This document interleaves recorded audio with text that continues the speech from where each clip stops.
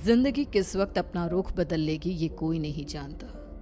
कब फूलों से भरी बगिया उजड़कर खाक हो जाएगी, कब मैदान बंजर रेगिस्तान हो जाएगा और कब खुशियों से भरी जिंदगी मायूस हो जाएगी, ये कोई नहीं जानता।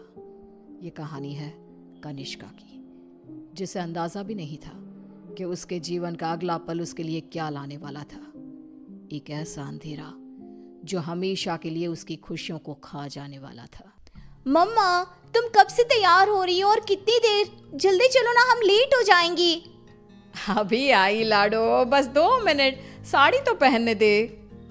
लगता है आप भूल गई है कि आज मेरी कॉन्वोकेशन सेरेमनी है और मैं फर्स्ट आई हूँ। आज के दिन मैं लेट नहीं हो सकती मम्मा। इसीलिए तो समय लग रहा है लाडो। जिसकी बेटी फर्स्ट आई है उसे तैयार भी तो फर्स्ट क्लास होना पड़ेगा ना। कनिष्का बचपन से ही पढ़ाई में बहुत तेज थी। हमेशा फर्स्ट आना, एक्स्ट्रा करिकुलर एक्टिविटीज में पार्टिसिपेट करना और अपने घर वालों का नाम रोशन करना, ये सब उसके लिए आम था। हड़बड़ाते हुए अपनी मम्मी और पापा के साथ कनिष्का अपने कॉन्वोकेशन में चली जाती है। I must say, Mr. and Mrs. Verma, you are very lucky जो आपके घर इतनी होनहार बच्ची पैदा हुई, वरना इस उम्र में तो अक्सर लड़के और लड़कियां भटक जाते हैं। पर कनिष्का दिन रात अपनी पढ़ाई में लगी रही और आज उसने हमारे कॉलेज का नाम पूरे स्टेट में रोशन किया है। स्टेज पर जाकर कनिष्का अपनी डिग्री लेती है। उसके लिए आज का दिन बेहद खुशी का था और वो इस पल को हमेशा के लिए कैद कर लेना चाहती थी। चारों तरफ खुशी का माहौल था। तभी कनिष्का की फ्रेंड्स उसके पास आती हैं। कनिष्का, इस बार तो हमें पार्टी चाहिए। हर बार तू बचकर निकल जाती है। अरे कौन सी मेरी जॉब लग गई है, इतनी भी बड़ी बात नहीं हुई है। अब बस लंदन यूनिवर्सिटी में मेरा एडमिशन हो जाए तब पार्टी पक्की। तुम लोग कनिष्का की बातें तो रहने ही दो, मैं दूंगी पार्टी।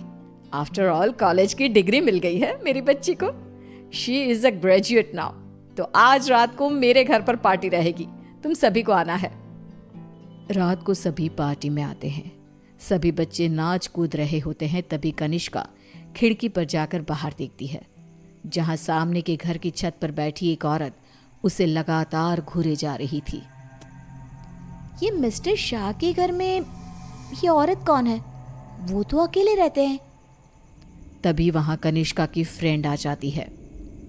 तू यहाँ रात को बाहर तारे देख रही है क्या? चल ना, सब कितना एंजॉय कर रहे हैं।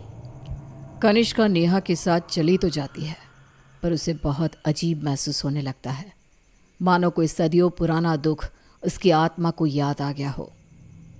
ये अचानक मुझे रोने का मन क्यों कर रहा है? और ये स्मेल कहाँ से आ रही है? मम्मी, मम्मी लगता है कोई पार्टी में नॉनवेज ले आया है। Are you gone mad, Kanishka?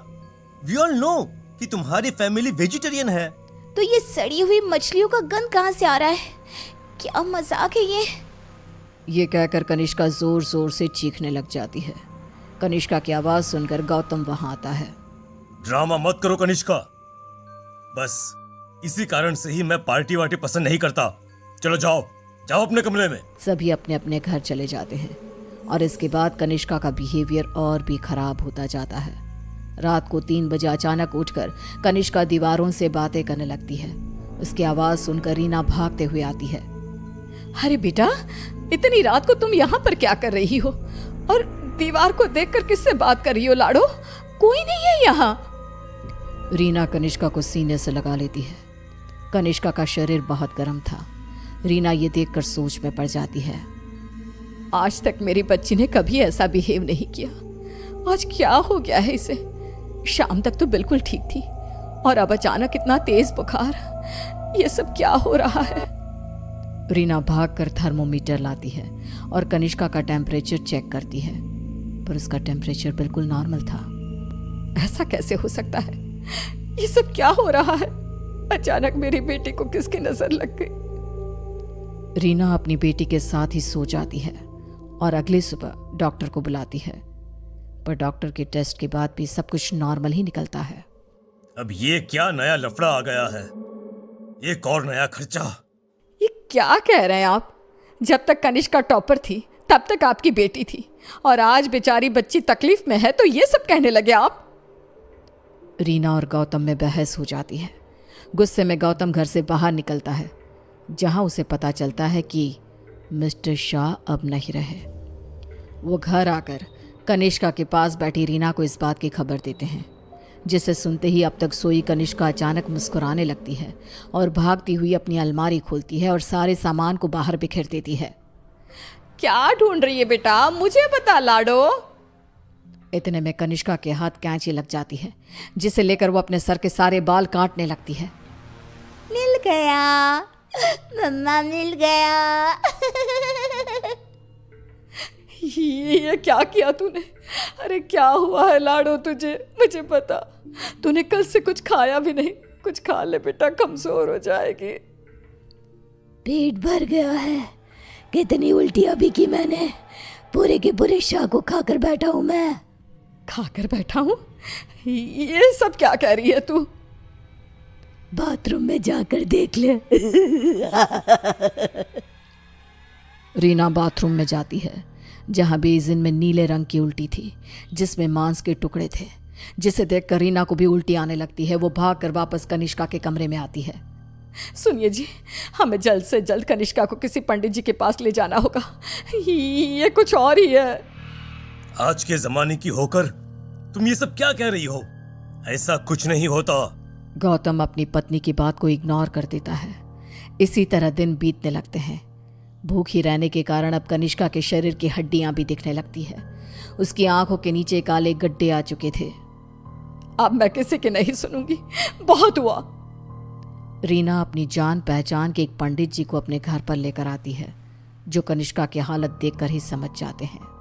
बच्ची की हालत बहुत खराब है, इसे मैं नहीं संभाल पाऊंगा। ये मेरे गुरुजी ही कर सकते हैं, जो कुछ ही दिन पहले साधना के लिए हिमालय जा चुके हैं। रीना हर तरफ हाथ पैर मारती है कि कहीं कोई रास्ता दिख जाए। फिर उसे घोस्ट कैचर के बारे में पता चलता है। डूबते को तिनकी का सहारा समझ रीना उनकी टीम को भी अपने घर पर बुला लेती है और वो लोग कनिष्का से पूछताछ शुरू कर देते हैं। क्या आई हो तुम और कौन हो?